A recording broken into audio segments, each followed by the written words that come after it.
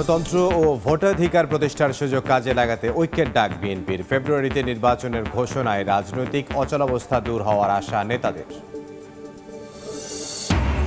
Challenge থাকলেও ফেব্রুয়ারিতে নির্বাচন আয়োজনে প্রস্তুত ইসি। সরকারের আনুষ্ঠানিক চিঠির অপেক্ষা। কোনো চাপ এলে পুরো আসনে ভোট বন্ধের হুঁশিয়ারি সিইসির। নির্বাচনের আগে জেলা পর্যায়ে লটারির মাধ্যমে হবে এসপিদের পদায়ন। প্রতি কেন্দ্রে থাকবে বডি ক্যাম। ইসির চাহিদা অনুযায়ী বরাদ্দের আশ্বাস অর্থ উপদেষ্টা।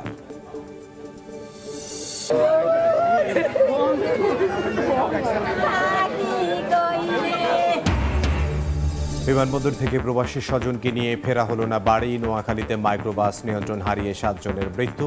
সুনামগঞ্জে মিনিবাস ও অটোরিকশা সংঘর্ষে নিহত 3।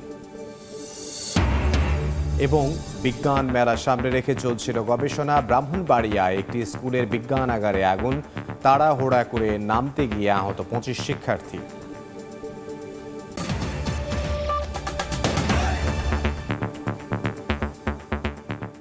জনপদের সময় সঙ্গে আছে আমি ইমদাদুল হক।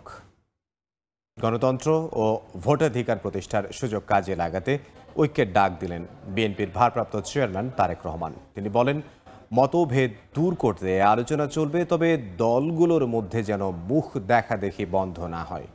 গণঅভ্যুত্থানের বর্ষপূর্তি উপলক্ষে বিএনপির বিজয় র্যালিতে ভার্চুয়ালি যুক্ত হয়ে তিনি কথা বলেন। এতে দলটির শীর্ষ নেতারা বলেন, যারা নির্বাচন চায় না তারা দেশের পক্ষের শক্তি নয়। সহকর্মী সাইফুল রুদ্রকে সঙ্গে নিয়ে রায়দুল ইসলাম শুভ জানাচ্ছেন বিস্তারিত।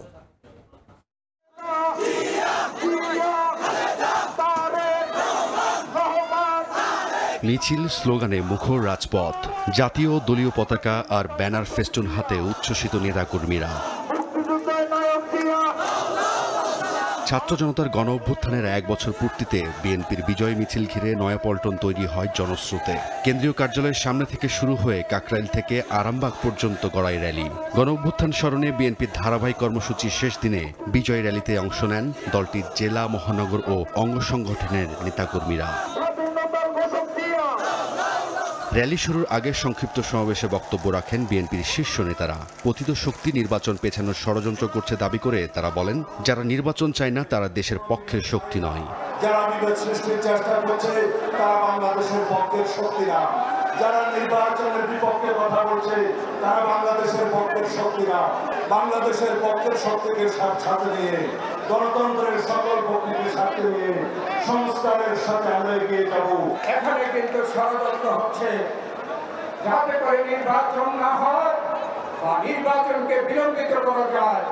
তার জন্য আজকে স্বৈরাচারী, পতিত স্বৈরাচার এবং গণতন্ত্রের বিরুদ্ধ শক্তি তারা আজকে ষড়যন্ত্র করছে।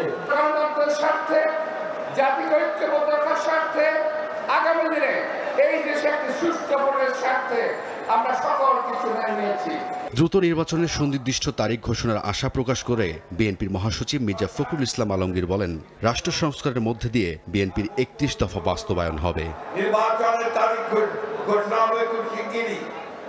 আমাদের নতুন জুলাই ঘোষণাপত্র হয়েছে।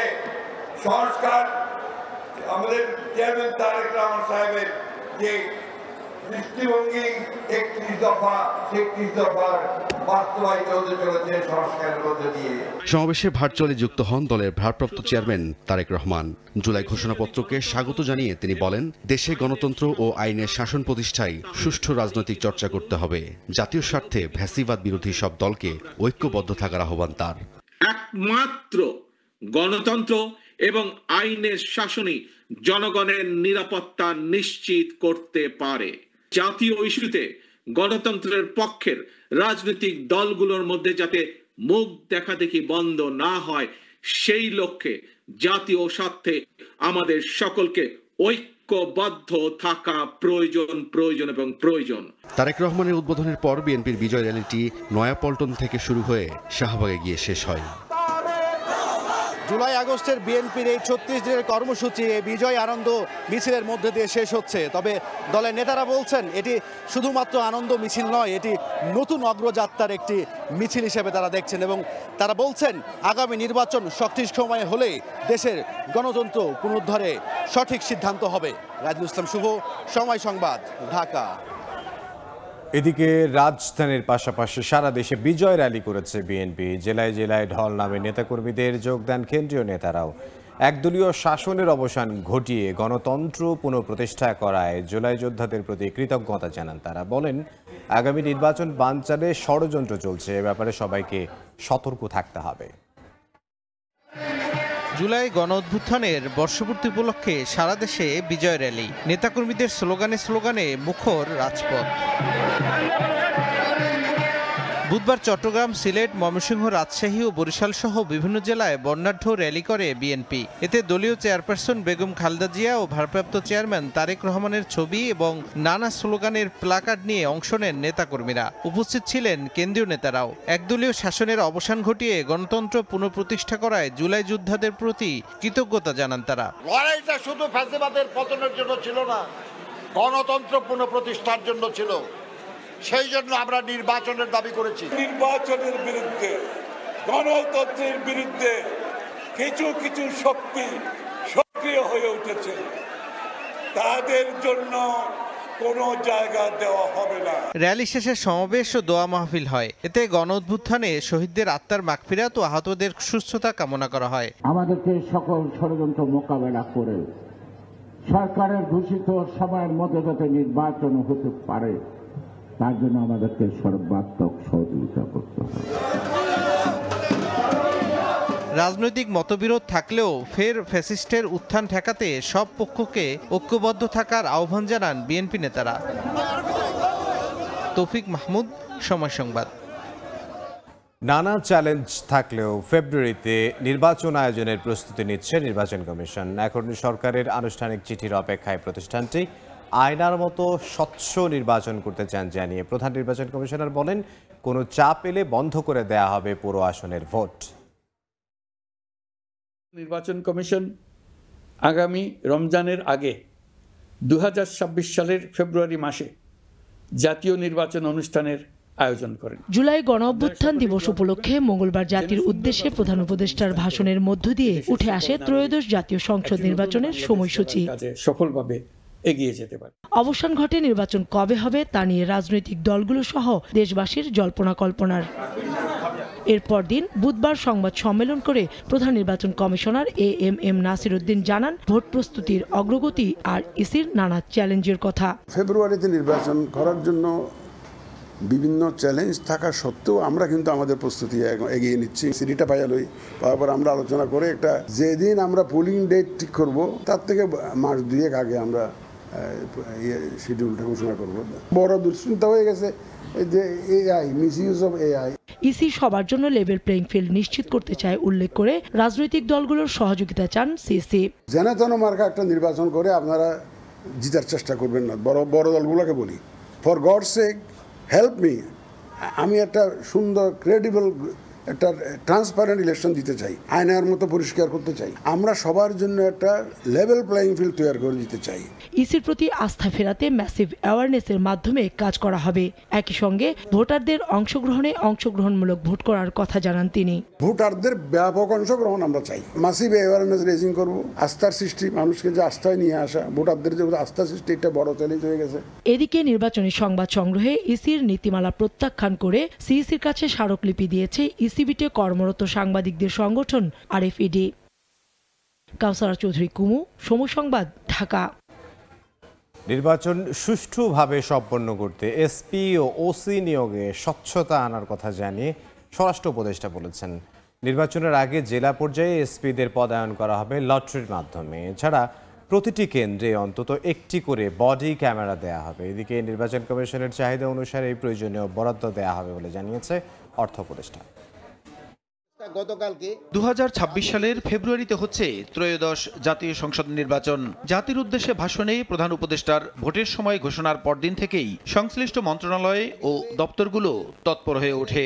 আসন্ন জাতীয় সংসদ নির্বাচন সুষ্ঠুভাবে সম্পন্ন করার লক্ষ্যে আইন শৃঙ্খলা রক্ষা বাহিনীর কর্মপরিকল্পনা প্রণয়ন বিষয়ে বুধবার বিকেলে সচিবালয়ে এক সভা শেষে স্বরাষ্ট্র উপদেষ্টা জানান, নির্বাচনে স্বচ্ছতা আনতে এবার জেলা পর্যায়ে এসপিদের পদায়ন করা হবে লটারির মাধ্যমে।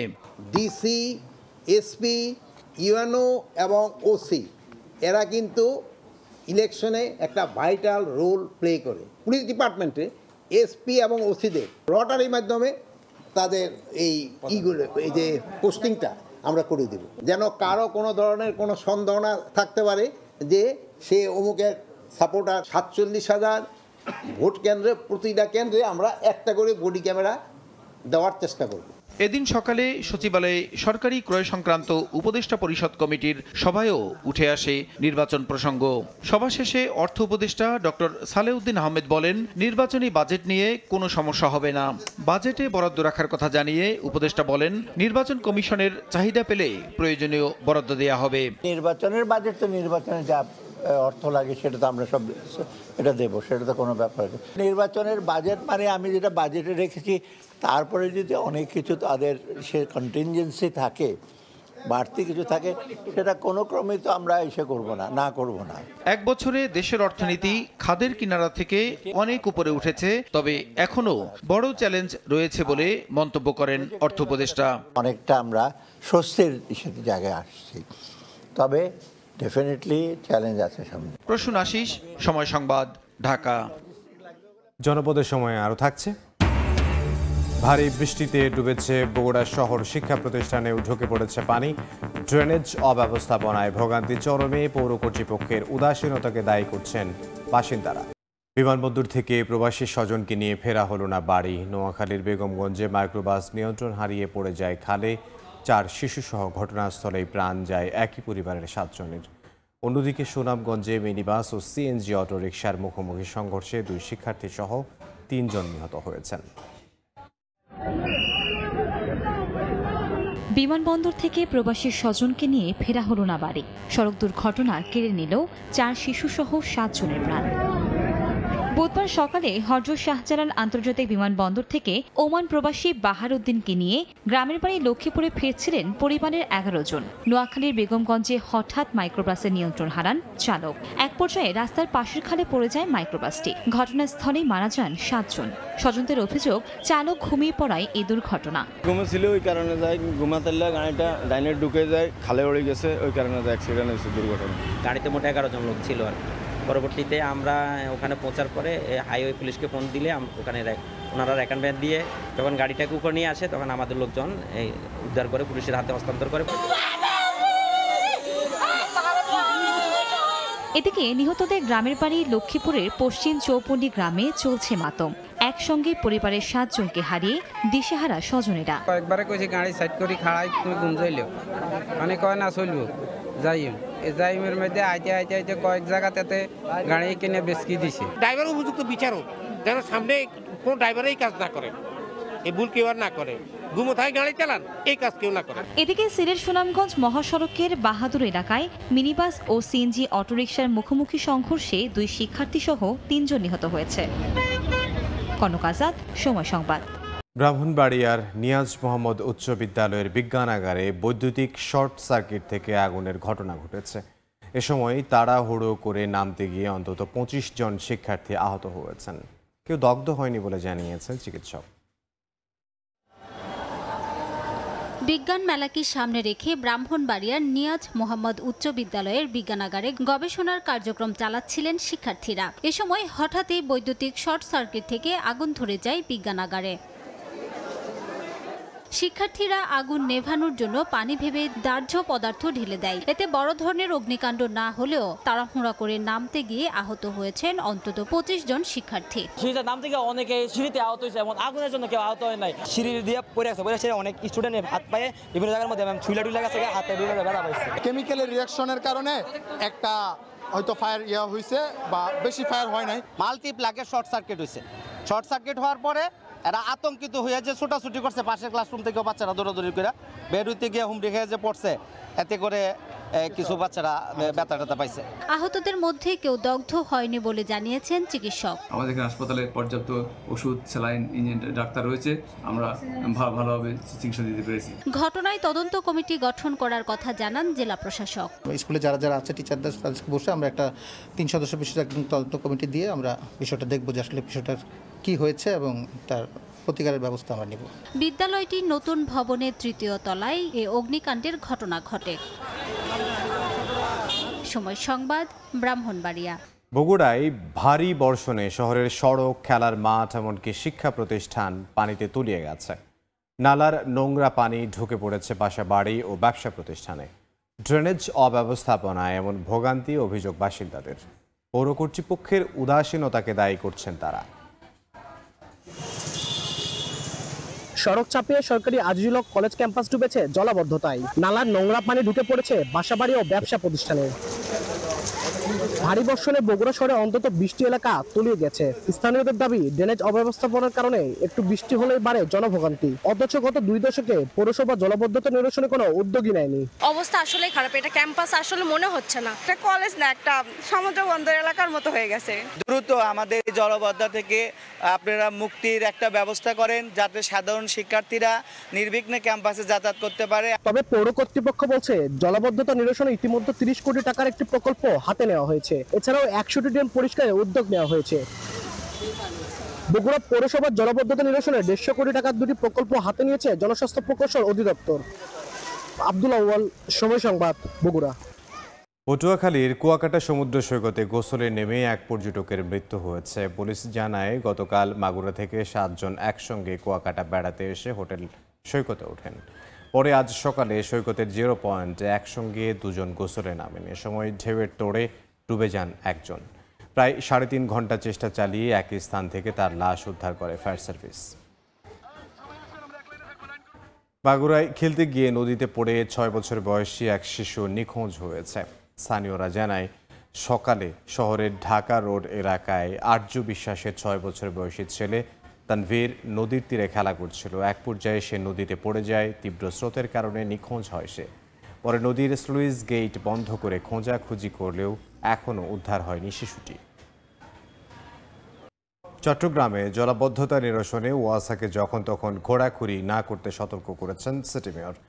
সকালে নানা এলাকা পরিদর্শন করে হুঁশিয়ারি দেন তিনি। এ সময় তিনি আরও জানান, যখন তখন যেখানে সেখানে ঘোরাঘুরির কারণে নানা নালা ও খালের মাটি পড়ে জলাবদ্ধতার সৃষ্টি হচ্ছে। এতে মানুষের দুর্ভোগ বাড়ছে। এ সময় নগরবাসীকে ময়লা আবর্জনা না ফেলতে সচেতন করেন মেয়র।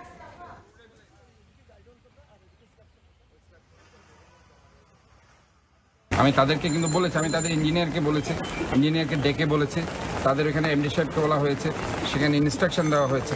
তারপরেও যদি তারা এই ধরনের বর্ষাকালে এইসব কাজ করে জনদুর্ভোগ করে, অবশ্যই তাদের ব্যাপারে কিন্তু আমি কড়া ইনস্ট্রাকশন আমি দেওয়ার পর যদি না হয় আমি অন্য ব্যবস্থা নেব। কক্সবাজার শহরে র্যাব ও পরিবেশ অধিদপ্তর অভিযান চালিয়ে বিভিন্ন গুদামে মজুদ রাখা 481 কেজি পলিথিন জব্দ করেছে। এ সময় 3টি প্রতিষ্ঠানকে 25,000 টাকা জরিমানা করা হয়। বেলা 11:30 থেকে বিকেল 3টা পর্যন্ত শহরের বাজারঘাটা ও বড় বাজার এলাকায় পরিচালিত এই অভিযানের নেতৃত্ব দেন র্যাব সদর দফতরের নির্বাহী ম্যাজিস্ট্রেট আবু হাসান। এ সময় সঙ্গে ছিলেন র্যাব 15-এর company commander major Nazmul Islam. এ সময় র্যাব জানায়, সপ্তাহখানেক আগে শহরের বাজারঘাটা বড় বাজার এলাকায় পলিথিন উৎপাদন, মজুদ, বিপণন বন্ধে সচেতনতার জন্য লিফলেট বিতরণ করা হয়। জনপদের সময়ের শীর্ষ সংবাদগুলো জানিয়ে দিচ্ছে আরও একবার।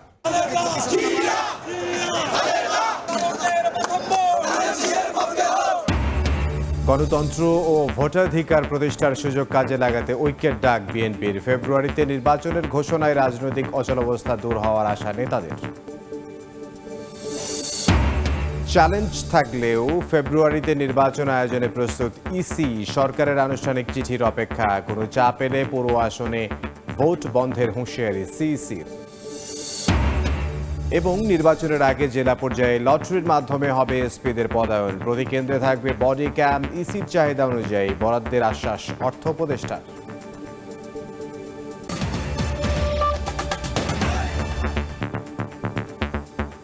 এই ছিল জনপদের সময়। সঙ্গে থাকুন সময়।